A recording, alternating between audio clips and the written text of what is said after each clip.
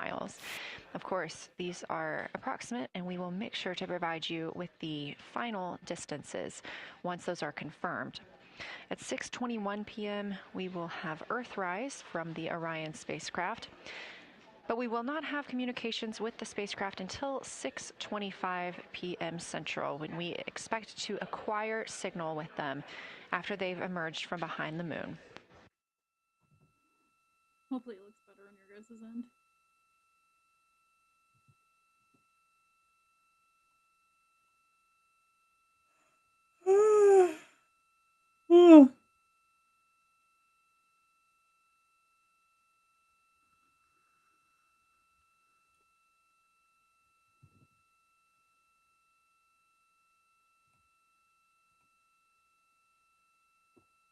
Okay, but anyways, what I was talking about earlier, I kind of Googled what the moon's made of. It's rock and metal primary, but featuring a small Again, solid you're watching live coverage of NASA's solid lunar flyby for the Artemis II iron-rich core, mission, a the solid first crew to mantle, fly and a beyond the thin moon in outer over crust made of 50 years. oxygen, silicon, magnesium, The iron, astronauts inside calcium, the and spacecraft aluminum. are switching positions, 2 at the windows and 2 serving in support roles, before they start their third timelined flyby observation for today.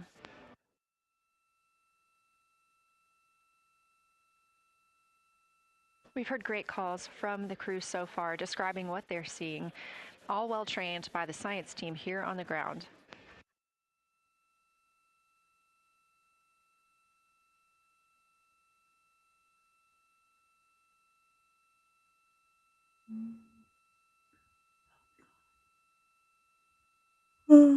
Another major milestone for the crew today will be to experience a solar eclipse from their capsule.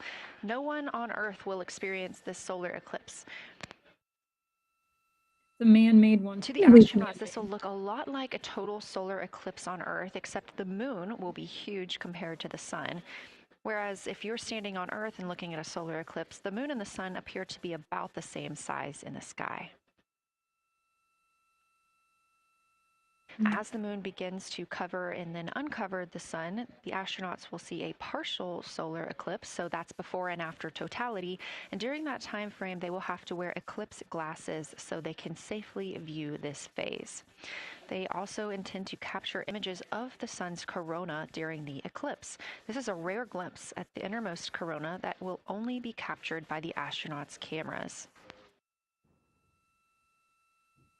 During the eclipse, we also look forward to the crew members describing what they will see, which includes unique light features like the shape and size of the corona and potentially even lunar dust. At the same time, Venus, Saturn, Mars, and Mercury will be near the sun, so they may be able to identify what part of the sky they're looking at. This can help train future Artemis astronauts on what part of the sky they're seeing, which is useful knowledge in challenging situations when they may need to rely on that information instead of instruments for navigation and orientation. It'd be kind of cool if a UFO That eclipse flew window by will right last now. about an hour, and it'll happen near the end of the day today, closer to 7:35 p.m. Central, 8:35 Eastern.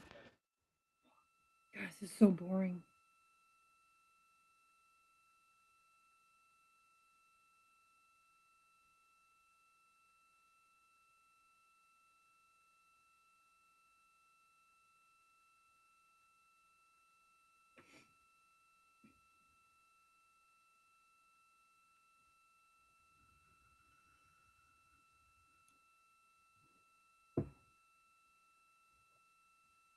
Oh my god.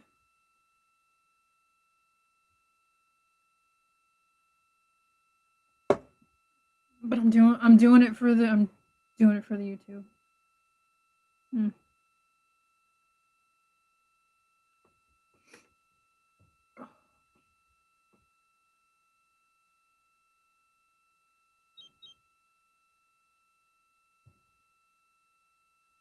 Hmm.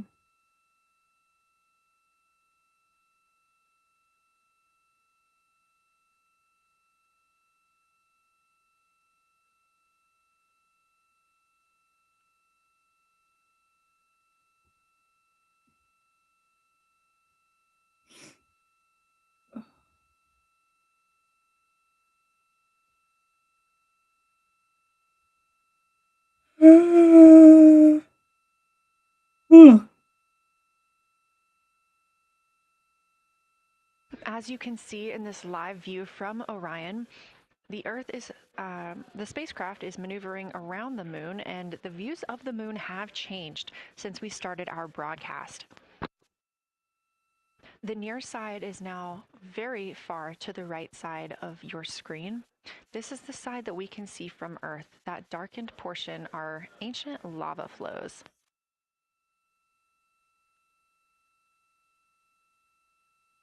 The crater down towards the bottom of the moon is Oriental. And this is a crater that was previously never seen before by human eyes until this mission.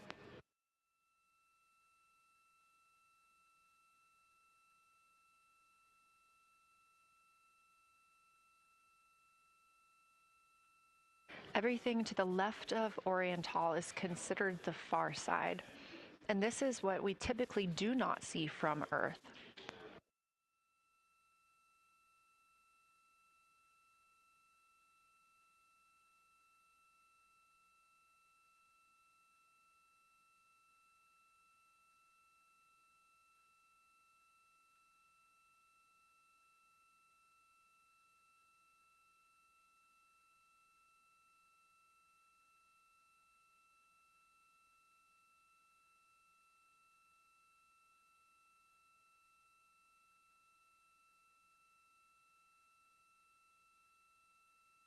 Just a reminder about this view, this is coming from a GoPro camera mounted on the tip of one of Orion's 4 solar arrays. Each solar array has a camera mounted on it, and the bandwidth is limited due to we have a crew on board, and this is our first flight of crew aboard the Orion spacecraft. So having a crew means we have to have an environmental control and life support system. There's a lot of data around, a lot of data to bring down for the crew members to keep us up to date on everything happening aboard the spacecraft. So we have to share our bandwidth when it comes to imagery and data.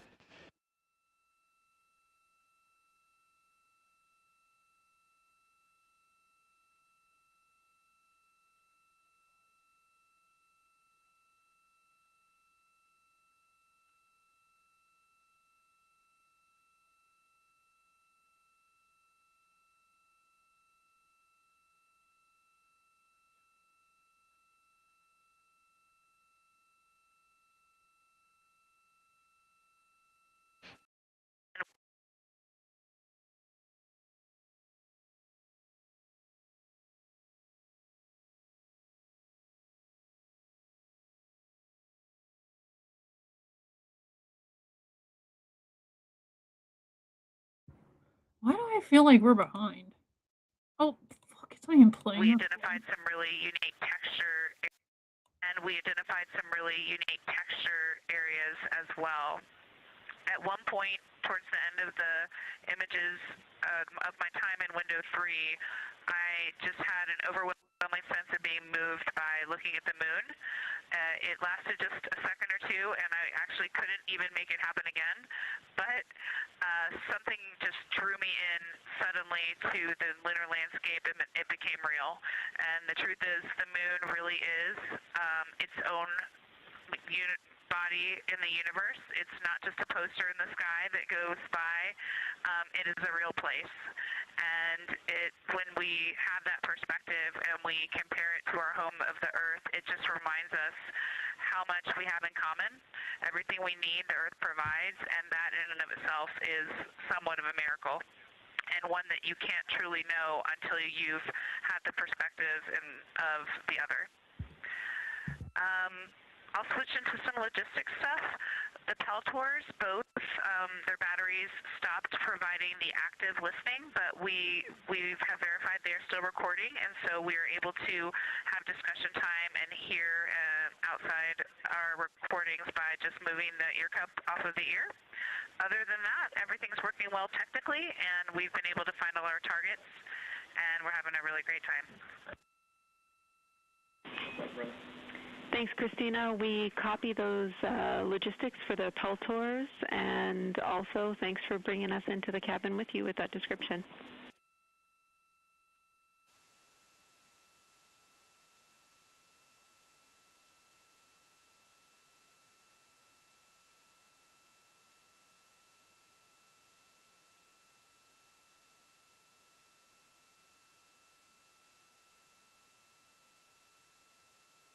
Right on time, NASA astronaut Christina Cook, a mission specialist for Artemis II, calling down a science sit rep, a situation report. Good news, reporting that she and her teammates have been able to capture all targets that were listed.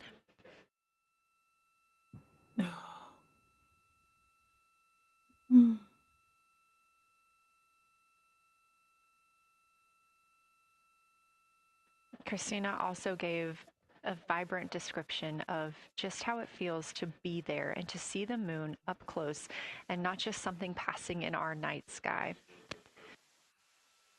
Another three. Currently, the team members at the window are Reed Yeah, Wiseman and how are they Jeremy moving the camera Hansen. on the outside Meanwhile, of the thing? I'm like, oh my Integrity god. cabin team for window shroud. I was just checking to see who was live, and I popped in, and I was like, "You dumb!"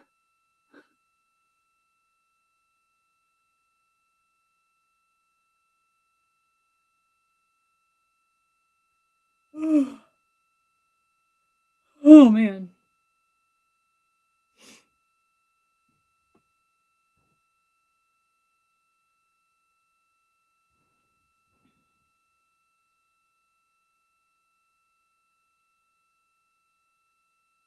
We're listening. Go ahead, Jenny. Hey, Victor, we have a temperature constraint on the windows, and the shroud might be getting us close. So we just want to check on the state of window 4's shroud, whether you believe it's still necessary because maybe things have changed with our viewing. And if so, we would like to request to have the shroud removed. Oh, that's interesting. They got temperature things on the windows. Houston, we believe it is necessary. We pulled it off just as a corner. It is very bright. It definitely would affect our night vision and maybe comfort. But is there a time? Can you tell us when we would have to take it off by?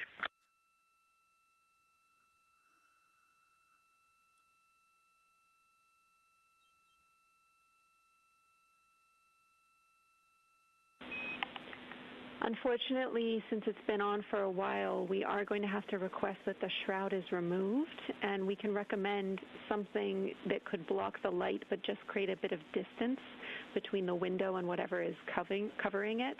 Something like a t-shirt would do the trick and help.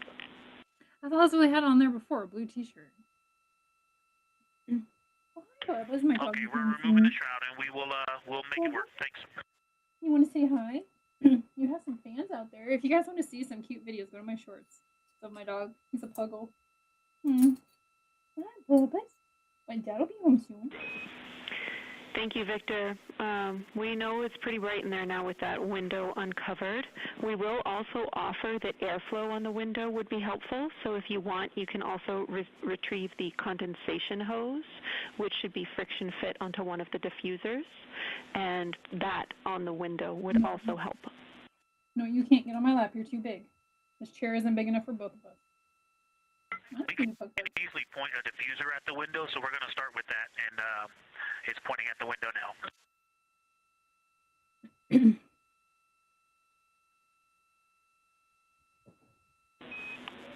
now. Okay, we'll take that, Victor. Thank you. Please keep us updated.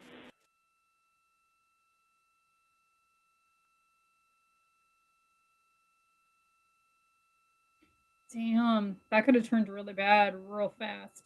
I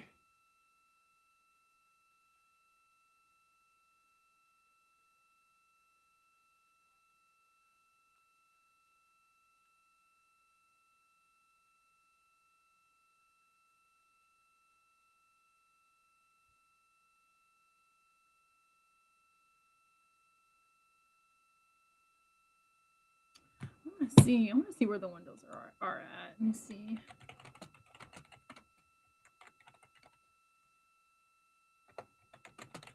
that call from Capcom, Jenny Gibbons, CSA astronaut and Artemis II crew backup to the crew aboard Orion, letting them know that they will need to remove the window shroud they had placed on window 4. They initially placed that shroud there to block out some of the light from the Earth. It was extremely bright coming in the cabin and interfering with some of their viewing opportunities out at the moon.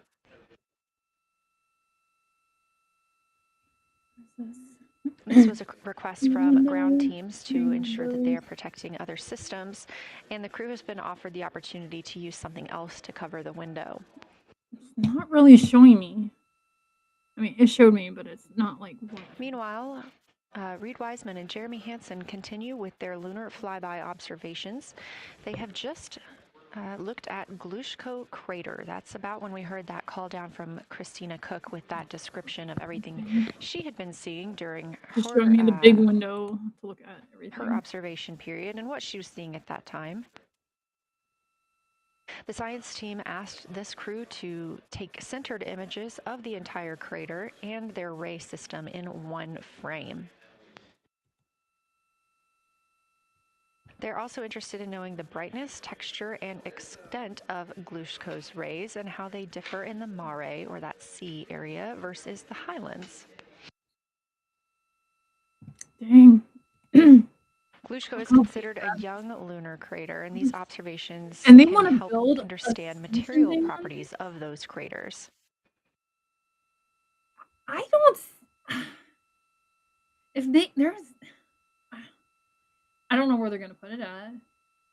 Everywhere's been hit with a crater, so it's more likely still to get hit. They're gonna have to build like. How are they gonna get the you would have to use integrity? First, I wanted to start off with connecting with what Christina said, that it was very moving to look out the window. I had the unfortunate sequence to start looking out the window and then moved to the long lens, and it was hard to speak looking through the zoom because I went straight where Christina went, and I was walking around down there on the surface, climbing and off-roading on that amazing terrain. I also want to underscore something that she said.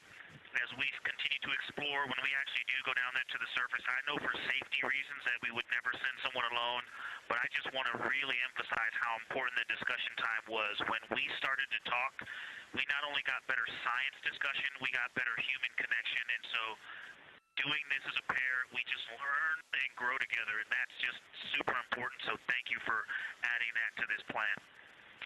Reed just passed me a note that the Oriental Basin annular ring has a similar albedo to the center, but a different color. It has more brownish tones in it, and he said it's very distinct now that he's been staring at it.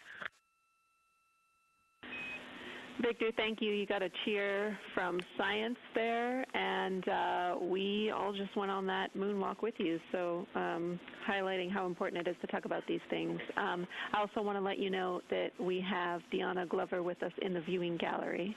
She's all smiles. I don't know how they're gonna build on there because they. Well, you just got a bunch of cheers up here. Hey, babe. I love you from the moon. We love that we got a hey babe too, and we also have one of your lovely daughters here watching you guys work. Oh, hey babe from the moon. Oh my god, that's so sweet. Thank you guys for doing that and for supporting them through this. And to all of you, Genesis, Maya, Joya, and Corinne, I love you. And Deanna, I love you. I'm glad you get to be there.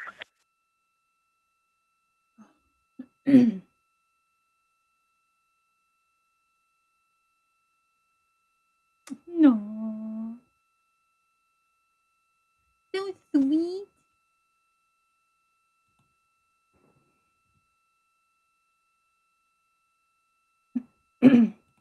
We've had some really sweet words from the crew members aboard Orion today, as their families have been able to filter in and out of the viewing room here at Artemis Mission Control at Johnson Space Center in Houston. Victor Glover also giving a great science sit rep and just a description of how it must feel if you were down on the lunar surface while he was looking through that 80 to 400 millimeter zoom lens. He also expressed how important it was to be able to talk through that real time with Christina Cook and stress the importance of that on future missions, that it not only made their discussions better, but also more human.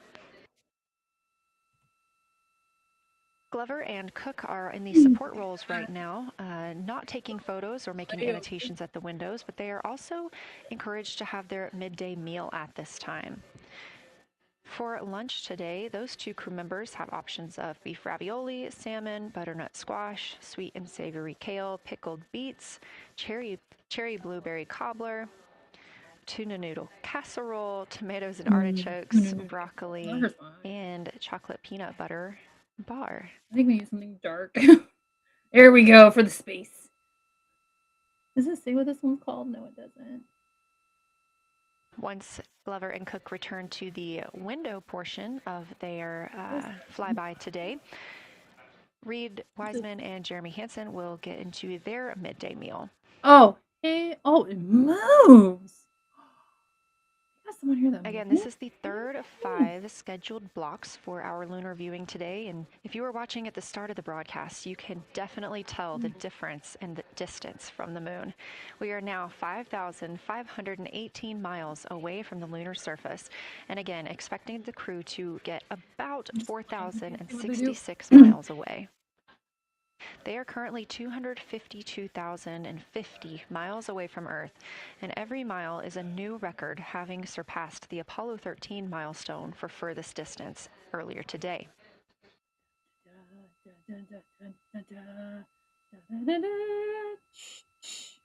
Sorry. I'm so tired right now. I'm getting stupid. That's a pretty cool one, though.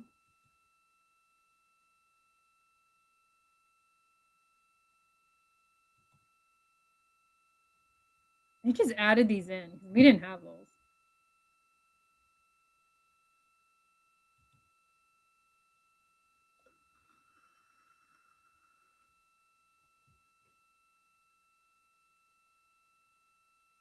If you look down to the bottom right of the moon in that darker looking area, that is Oriental Basin. We have continued to lose views of the near side. It is just barely visible over towards the bottom right side of your screen. And then you'll also hear later about that terminator. That's the line between light and darkness while on the moon. It is really exposing some of those craters at this time. I am the Terminator. Sorry, I had to. I'm so tired. A couple of the other features in view right now are Hertzsprung Basin and Vavilov Crater. Hertzsprung Basin is nearer to the center of the moon, closer to that terminator line right now, and Vavilov Crater is just on the outskirts of it, closer again to the terminator.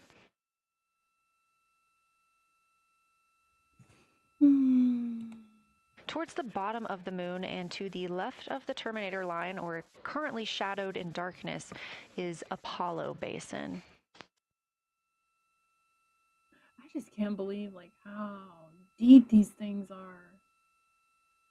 That's also the shadow doing it too. So. Science from integrity. Let me find out how far we are from the moon right now.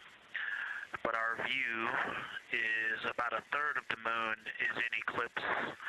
That beautiful terminator is out there calling to me. We're 4,691 miles from the moon. And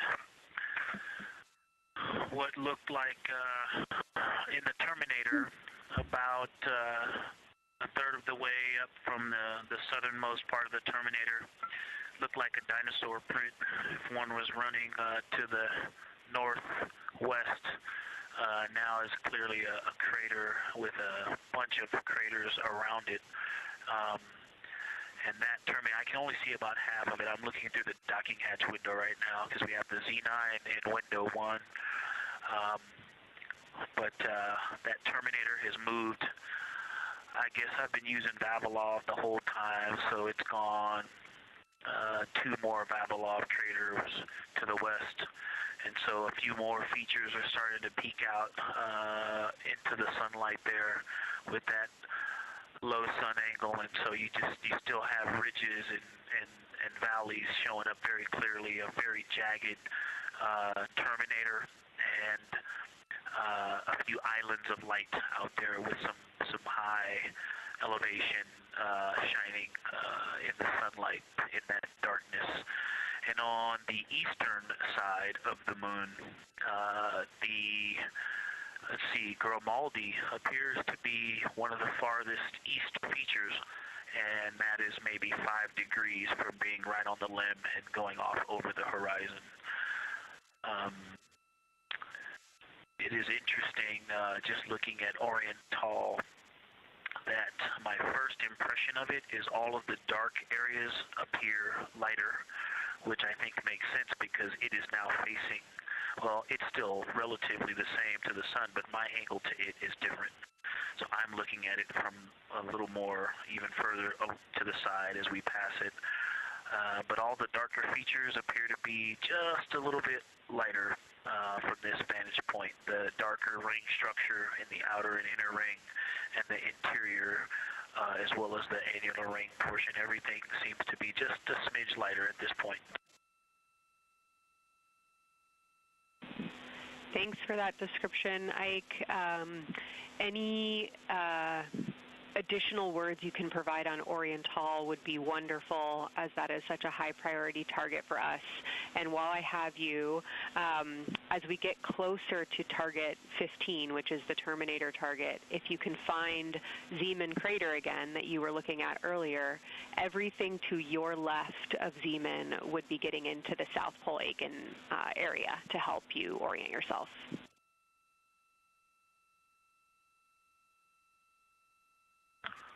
Zeeman is a great waypoint out there. I definitely see it.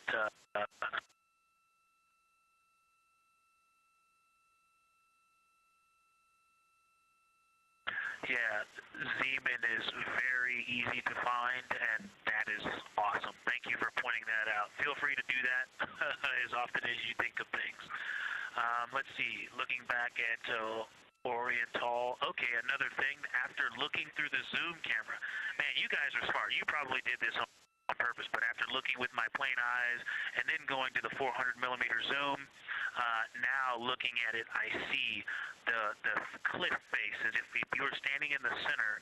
That inner and outer ring have definitely some real terrain to them, and now I can see that as terrain. Now that I look at it even with my naked eye, I can tell that there's a lot of elevation and that, like I said, a cliff face on that eastern edge where all the darker deposits are. And it's just the scale now. Looking at it from far away, before it seemed like flat with color painted on it, but now that I look at it, I can definitely see that there is, different depositional characteristics, and so the darker is some other material, but there's also some shadowing going on because of the cliff face that is a part of that crater wall. Great description, Victor. Thanks, and really interesting to hear now the distinction between shadow and color. Before I let you go back to other observations, you mentioned that Reed saw a browner hue to the annular ring than the rest of Oriental. Are you seeing that from your vantage point?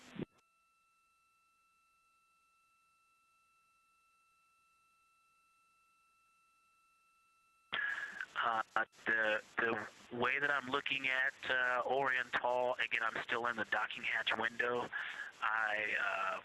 There's like a thermocouple right here in the center of the window, and it is the orange Kapton tape color, and so it is unfortunately, it's like trying to look at stars, next to a metropolis. I think it's drowning out any color that I could pick up from the moon. I am not able to see that color, but I have not looked at it through one of the forward face, from one of the windows 1 through 4. I think when I get away from this Kapton tape strip that I would be able to see the variation that Reed's talking about. That is great feedback operationally. Thanks, Victor. I'll leave you to it.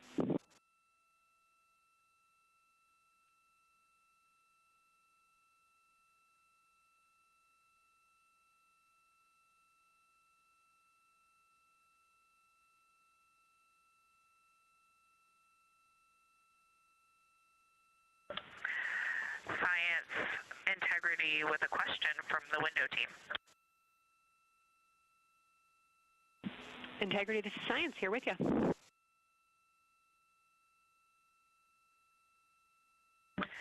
Yes, they have a question to help inform a theory that they're sort of tossing back and forth. What is older, the Mare seas of the near side or Oriental?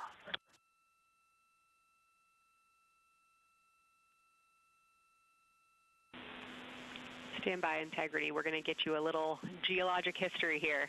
Right by the little, like, back.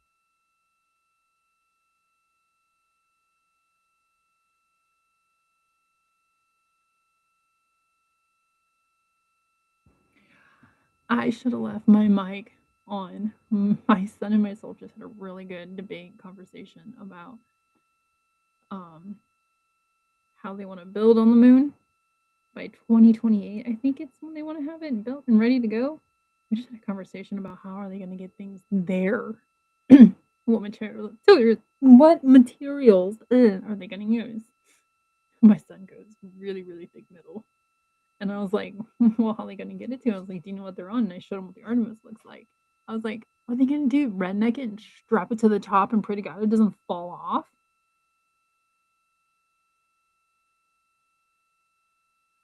And then he's like, you got to remember too, the heavier it is, the more fuel you'll have to use. And I was like, I know.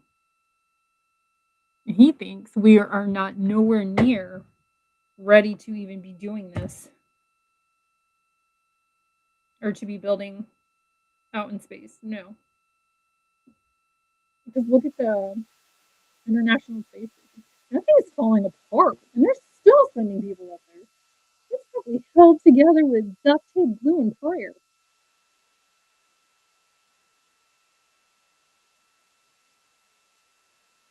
It was a good.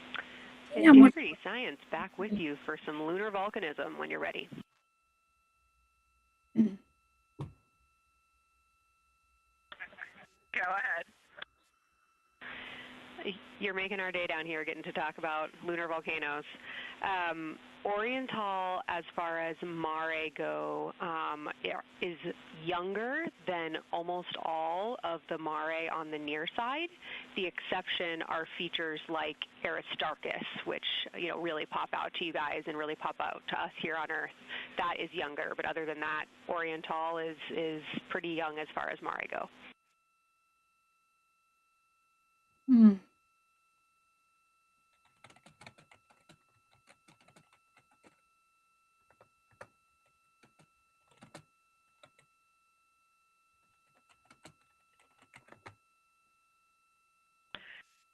Kelsey, thanks for that. We love lunar volcanism too. How about when the actual crater was formed?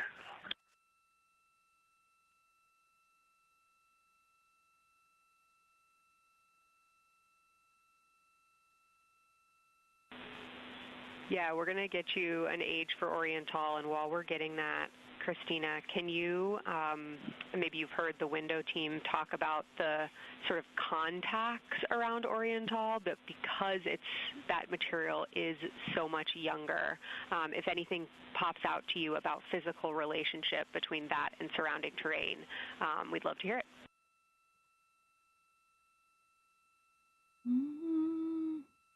Yeah, definitely. They are discussing a contact relationship that could explain some of the color that they're seeing in certain areas. And so it was really about the ejecta of the creation of the basin and understanding the superposition of its ejecta and Mare on the near side or other features. So thank you. We'll take the insight when you have it.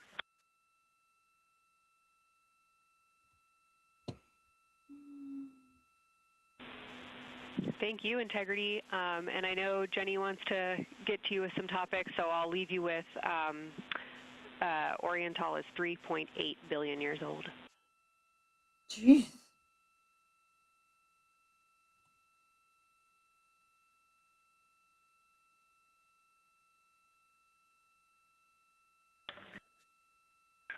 Copy that. So that's on the older side. The actual basin is very old. Correct, as is the case with a lot of Mare. Typically the big basin formed, and then the volcanic eruption was able to punch through the crust where it was weakened by that basin formation.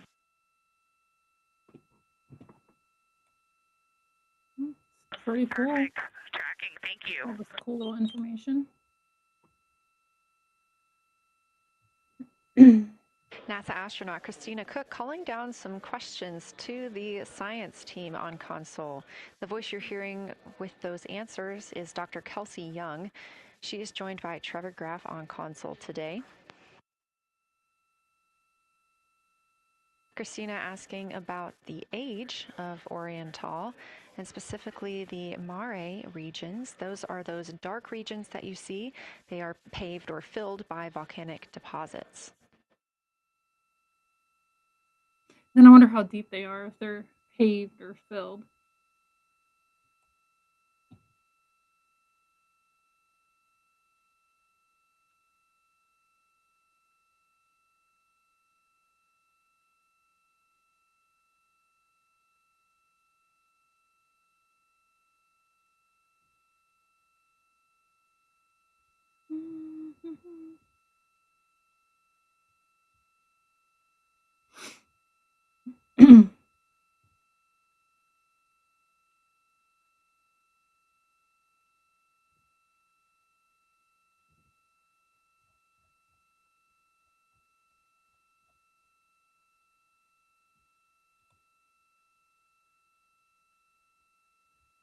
Oh, man, my back is killing me. Better answer. Integrity, it's about time for a position swap at the window. So we will ask Reed and Jeremy to swap positions. And I'll remind you again about your SD cards. And Victor or Christina, I have one window task for the cabin team when you're ready.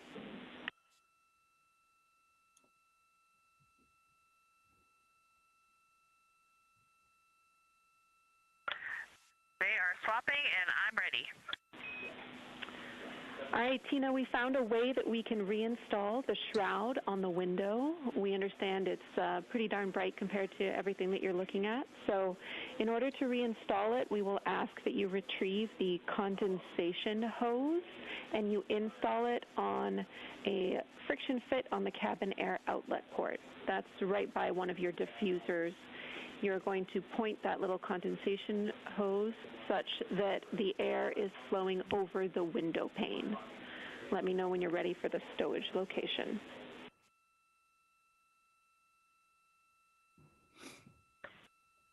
Ready.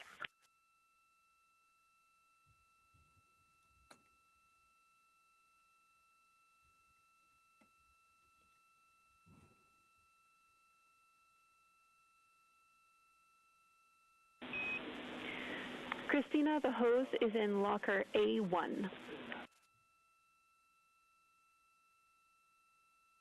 The crew has gotten a go to reinstall that window shroud they were using to block some of the earth shine. Copy. This view coming from inside the Orion spacecraft as the crew members are swapping windows, specifically Reed Wiseman and Jeremy Hansen. They've been our crew members at the windows taking photos, making annotations, and making recordings that'll be downlinked later to the science team for review. The science team will have a conference tomorrow morning with the crew to get any fresh perspectives or things that they learned during the flyby. Is that a light on in there, or is that the light from Earth?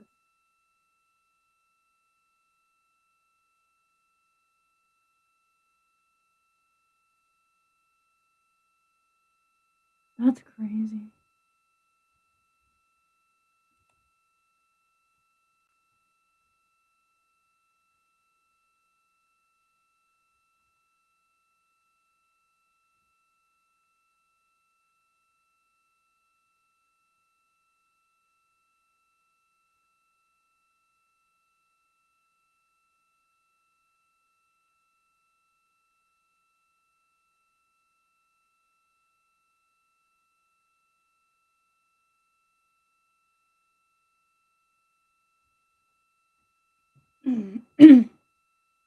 Again, we are now in the third of 5 observation blocks for the crew scheduled for today. During this flyby, Orion is passing around between 4,000 and 6,000 miles from the moon and providing the crew with a full view of the lunar surface. It's a higher vantage point and much farther than Apollo's lunar orbits on average. So, from this view, astronauts can observe both the North and South Pole and large-scale geologic features in one single view.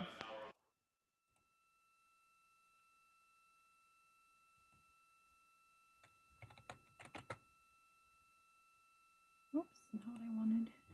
We are now just under an hour until Orion passes behind the moon, and we lose communication with the crew.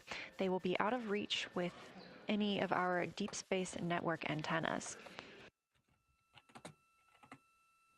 That loss of signal will last about 40 minutes, and we expect to regain communications with them once they fly behind the other side of the moon. While they are behind the moon, they will also reach their max Earth altitude as well as their closest approach to the lunar surface.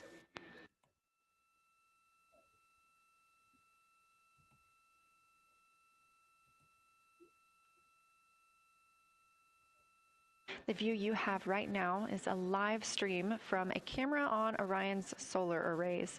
You are looking at a live view of the moon, and 4 people are inside that spacecraft taking pictures of it, telling us everything that they are seeing. The first humans to do so in over 50 years.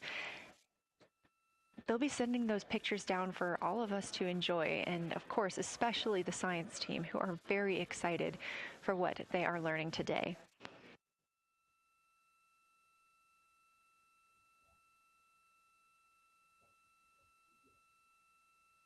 It appears the Artemis II spacecraft, Orion, is now under 5,000 miles away from the moon. Again, we expect their closest distance to the moon be about 4,066 miles.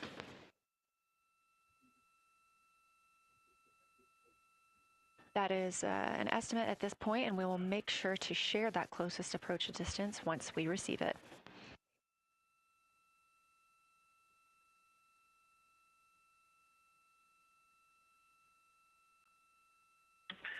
Houston integrity question, did you just want us to cool the window with the condensation hose, or did you want us to put the shroud back on and cool the window at the same time?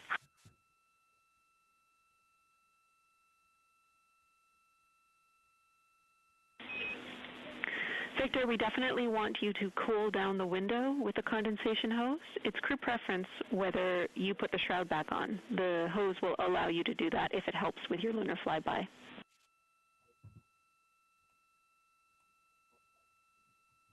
Okay, copy. We're going to do both at the same time. Thank you. Houston copies.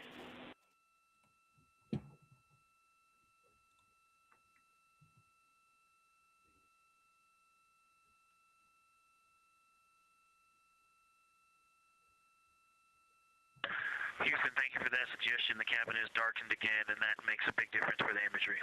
And for science, we are now seeing a half moon.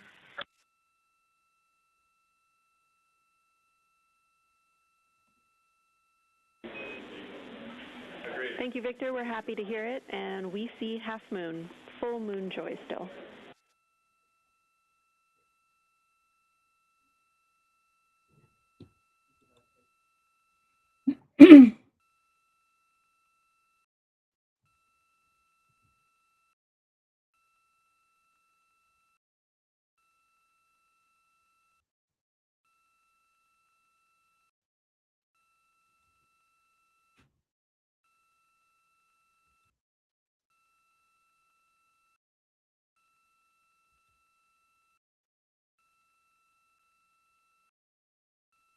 Crew reporting from Orion that they are seeing half the moon, which is about what it looks like here from this view from the spacecraft. However, what has become a little bit of a catchphrase for this mission, everyone is reporting full moon joy.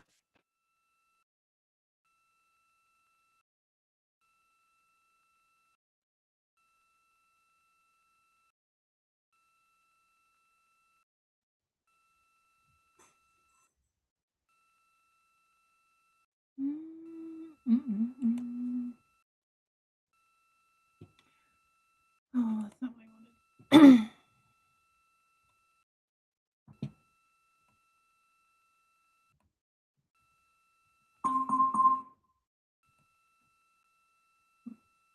Okay, well, I guess I ain't doing that then. Boo. We are keeping up with which targets the crew is tracking through their lunar targeting package. They are just wrapping up their second. Science integrity, another observation the window team commented on and Christine and I discussed a bit is in Hertzsprung. The solid and intact crater is very smooth. If it were a dirt road, it's very hard packed, and then you go outside of it, and that outer crater, that's the one that is older. It is a little rougher and more jagged, and starts to get into more loose-looking terrain, and the smooth interior also causes the craters that are inside of the larger crater, the smaller craters, to have really sharp edges, sharp, distinct edges. And just a general comment on that area, Hertzsprung, that whole area, the average albedo there is darker. That is, I would say, 3. And the average albedo around Oriental and between Oriental and Ohm, excluding the wedge, is more on the 6-7. And he said 6-7. also seem to be different texturally. Christina described it earlier around Hertzsprung, and then from Hertzsprung toward Oriental, there appears to be a frozen, a rippling pond, but frozen, or like choppy waves when it's windy out, choppy water, and then it freezes instantly. That's the texture. If you walk down there barefoot, it looks like it would be hard on your feet, like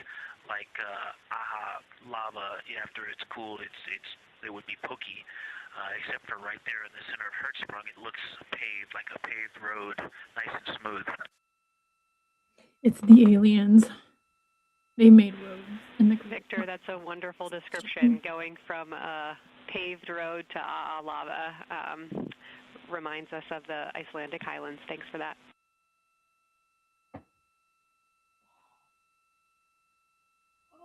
And science, another in the interior of the very intact, the interior of the intact crater at Hertzsprung is albedo variation. I think I heard one of the window crew maybe say color variation, but definitely albedo variation. There's lighter patches and slightly darker patches.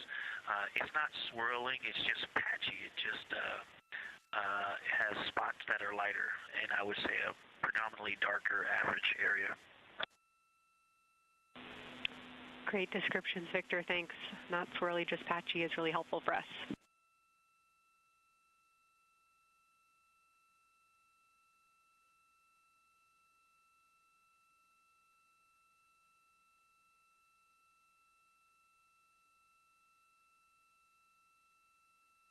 Really great descriptions coming from Science, the window team is hitting all the targets. They are on plan and starting the discussion of the Terminator.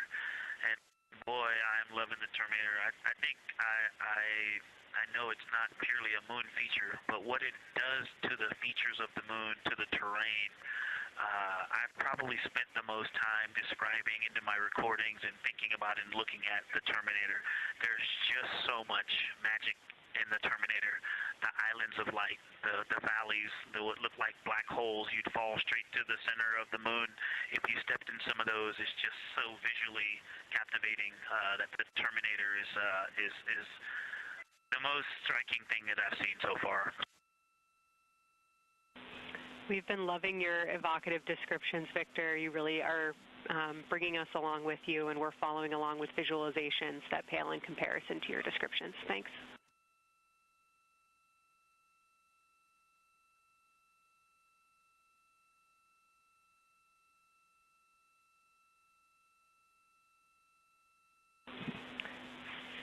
Integrity Science, one more question on a status of what the window team chose to observe for crew choice.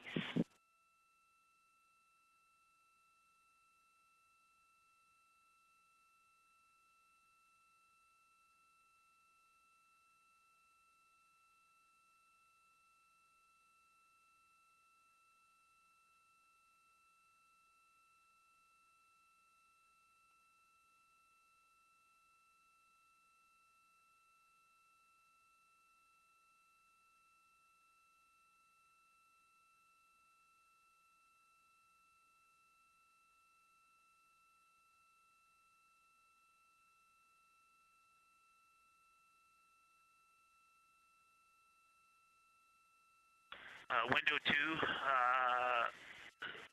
talked about Vavilov, looked for suspended dust, and the Terminator. And window 3 about the experience and about the three-dimensionality of the moon this close. Wonderful. And Thanks, another Victor. observation about Oriental, I would say, is the features going off to the southwest, the two large, almost look like scratches in the surface. I don't know if they're rays or canyons or collapsed lava tubes, but two distinct features that are almost parallel going off southwest from Oriental Basin. They are the first things that made me notice parallax of our trajectory looking out at Oriental. That and in the inner walls of the east side of the crater rings, you really get a sense that we're flying over something with elevation and terrain, and they look different from this orientation. Love to hear it, Victor, and you had it that those chains are actually crater rays, secondary craters formed from the formation of Oriental.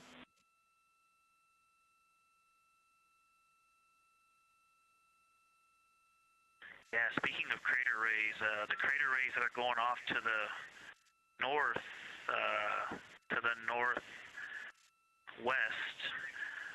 that run off toward Hertzsprung and I believe toward Vavilov. I'm not looking at it right now, but those crater rays are very interesting. They're all very small. I know you've imaged this, but they're all small and they look like, you know, a big impact launched rocks and things that made smaller impacts down the way.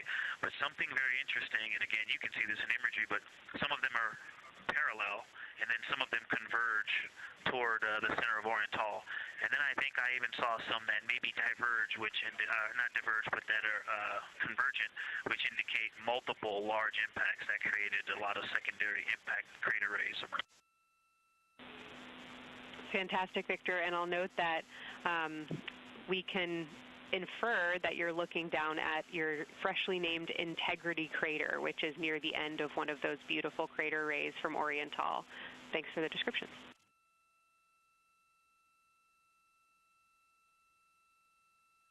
Yeah, you're welcome. And Integrity is easily identifiable with the naked eye from this point.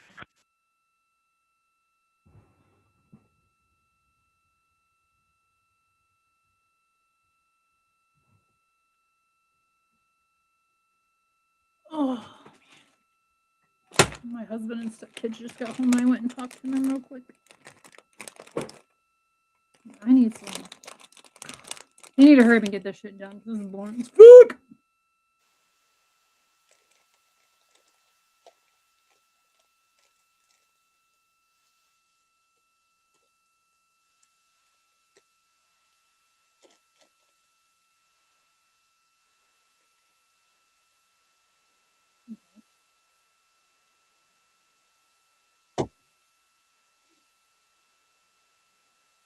We've been hearing some great situation reports from Victor Glover, the pilot of the Artemis II mission, calling down to the science team, letting them know what he is seeing. And one of those things is Hertzsprung Basin. If you look just to the right of the Terminator, that is the difference between light and darkness on the moon. You can see what he's describing when he says Hertzsprung Basin and how it looks a little bit paved in the middle there. It's almost in the very center of the moon in this view, coming from the Orion spacecraft and a camera mounted on its solar array.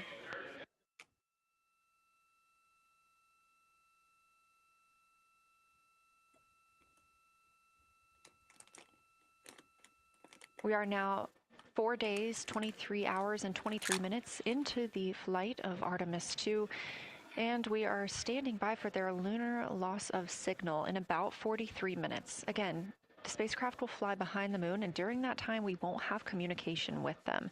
They will be out of reach of our deep space network. However, we will regain communication with them approximately 40 minutes later when they come around the other side of the moon.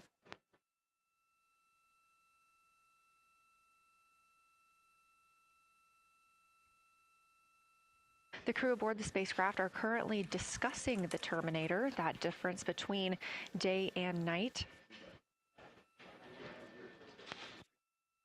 The science team is interested in learning about the topography and the color of the lunar surface, and it's already been very interesting to hear that they have seen colors like greens and browns while looking at the moon. Some of the questions that they are hoping the crew will discuss are how do the quantities and sizes of craters and mountains vary along the terminator, and they are looking for the crew to describe the topography of features along or near the terminator. They're also looking for more information on any color or tone variations, and they're hoping that the crew will take images to illustrate their findings. Glover reported earlier that the crew has missed none of their targets when they are photographing at the window. We aren't hearing the conversations that the crew is having right now, but these are being recorded to their personal computer devices, PCDs, and those will be sent down to the science team. The science team will have a conference with the crew tomorrow morning to discuss their findings and experience when looking at the moon today.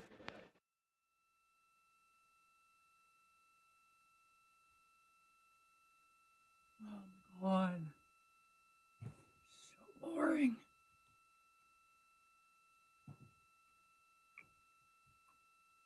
We have a few minutes left while the crew is discussing the Terminator. And if you're just joining us, you're looking at a live view of the moon, our moon, from the Orion spacecraft and a camera on its solar array. Inside that spacecraft, 4 astronauts, Reed Wiseman, Victor Glover, Christina Cook, and Jeremy Hansen, the first 4 people to fly around the moon in over 50 years.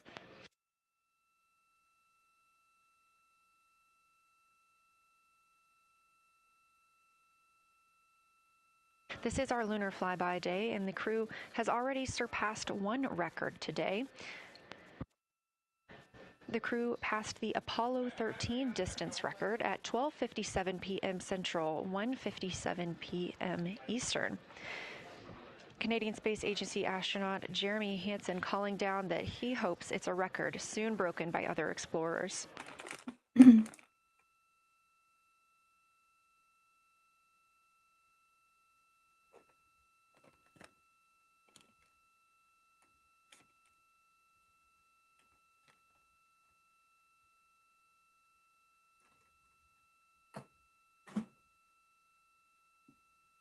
Oh my God. Hurry up already.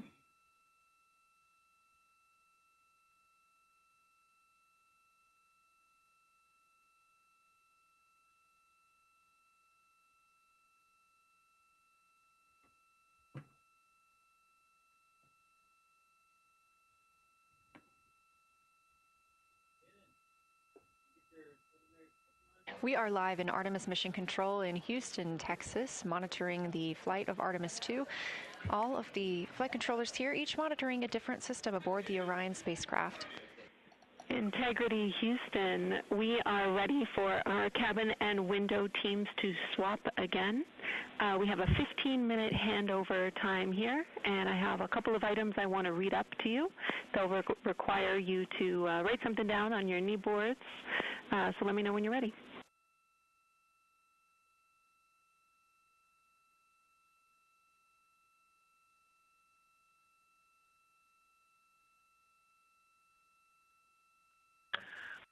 Okay, Houston, we are ready. Copy Integrity.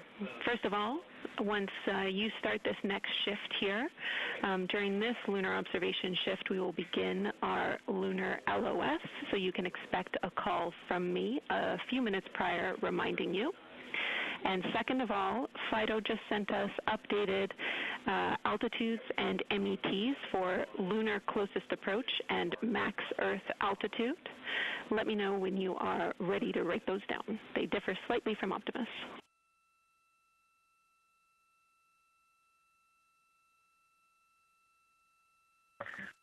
Thanks, Jenny. We are ready to copy.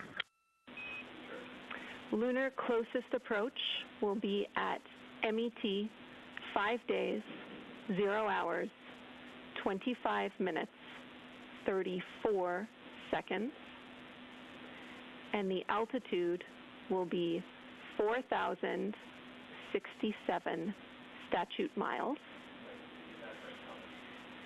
Maximum Earth altitude will be at MET 5 days, 0 hours, 27 minutes, 39 seconds, with an altitude of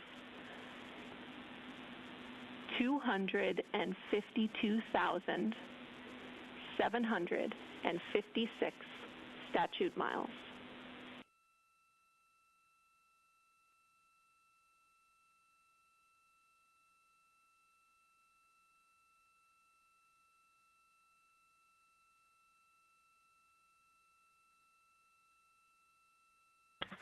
The crew really wants to ask for that in kilometers and in parsecs, but thank you for those. That is great. Thanks for that update. I'll send Fido to work, and I appreciate the metric. Other than that, I have no new vehicle statuses to pass to you. Enjoy your handover time, and we're looking forward to picking back up with you shortly.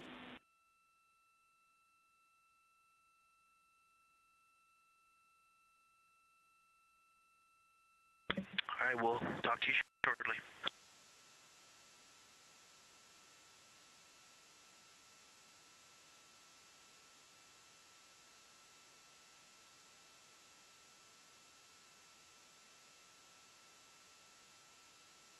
Those words called from Capcom Jenny Gibbons, CSA astronaut and Artemis II backup crew member, to the crew working aboard the Orion spacecraft. Had a little bit of a view inside the cabin. As you can see, it is very dark. The crew has turned off the lights, and the light that you were able to see is coming through the window, a reflection of Earthshine and from the moon.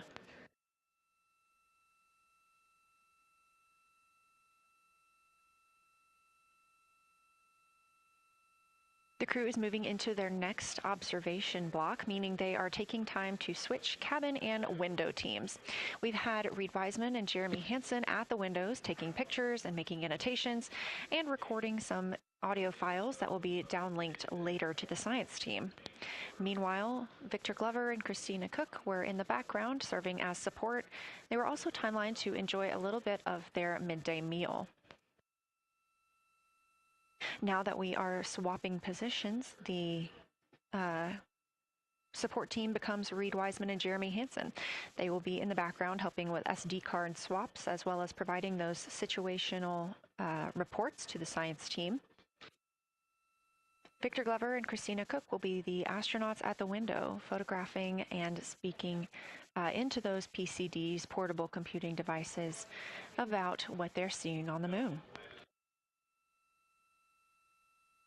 As you heard Capcom Jenny Gibbons call to the crew, this block is also when we will lose communications with the crew. That LOS, or loss of signal, scheduled to be less than 35 minutes from now. We anticipate to be out of signal with them for about 40 minutes, and will regain that communication once they've flown around the other side of the moon.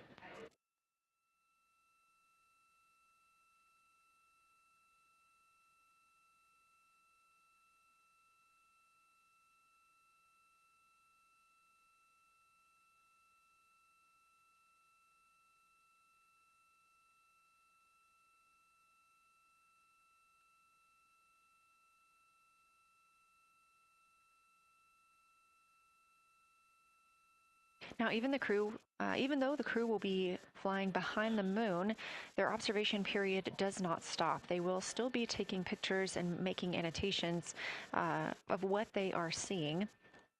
They'll be looking for the limb of the moon, Earth set, and then Vavilov crater, which we have previously seen. They'll swap positions at the window before moving into a crew choice option. They will get to pick things that are interesting to them on the surface, take pictures, and explain why they find them that way. They'll also be looking for any impact flashes. These are short-lived flashes on the lunar surface caused by impact bombardment.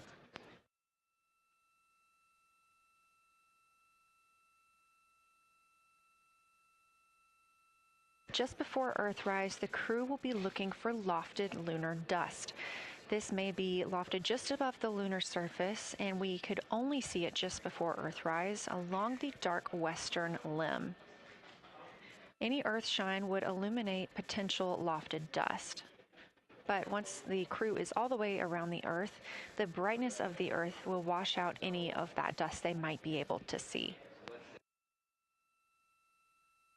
These were based on observations from Apollo missions and orbital spacecraft, and so we're very interested to see if the crew might be able to capture some of that lunar dust today.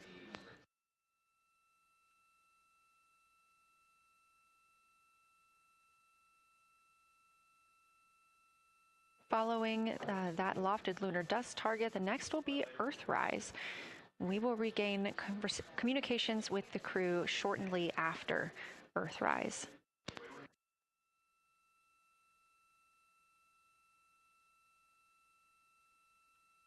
There will be a short observation break period where the moon is not in view. That's because we are also anticipating the crew seeing an eclipse today. The moon won't be in view because the team here in Mission Control Houston will need to change the attitude of the spacecraft and ensure that its solar arrays are gathering light from the sun heading into that eclipse period. So we will have communication with the crew, we just won't be able to see the moon. However, we will have views during that eclipse time frame. During that time, Hey, I'm here. My science daughter's team just in the is background looking to doing know, that, so I'm gonna mute. it will only be illuminated by Earthshine at that point. So they want to know what the whole moon looks like overall, but they also want the crew to look into deep space and potentially see if they can spot any planets.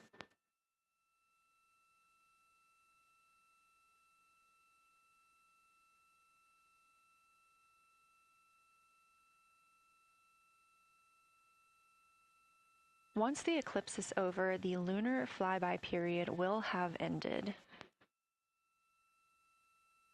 We are live through the whole thing, and even once flyby is over today, we remain live 24/7 on NASA's YouTube. Integrity, hang on a moment. Go ahead.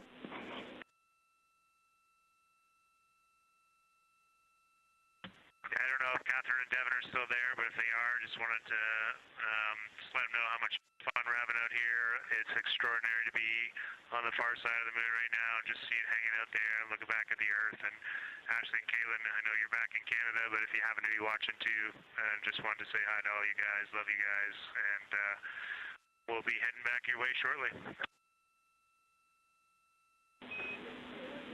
Thanks, Jeremy. I hear they are watching, and your family is still here.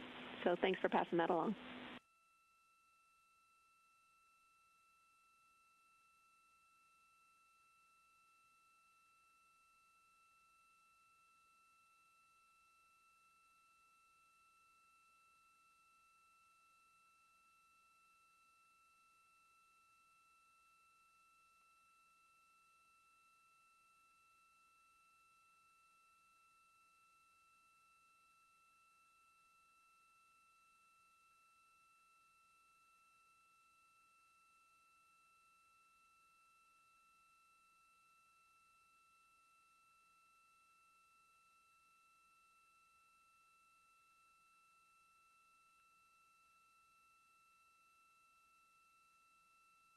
This view inside the Orion spacecraft, and it's a little hard to make out, but on the left there, that is Jeremy Hansen just calling down some well wishes to his family, joining us in the viewing room and watching on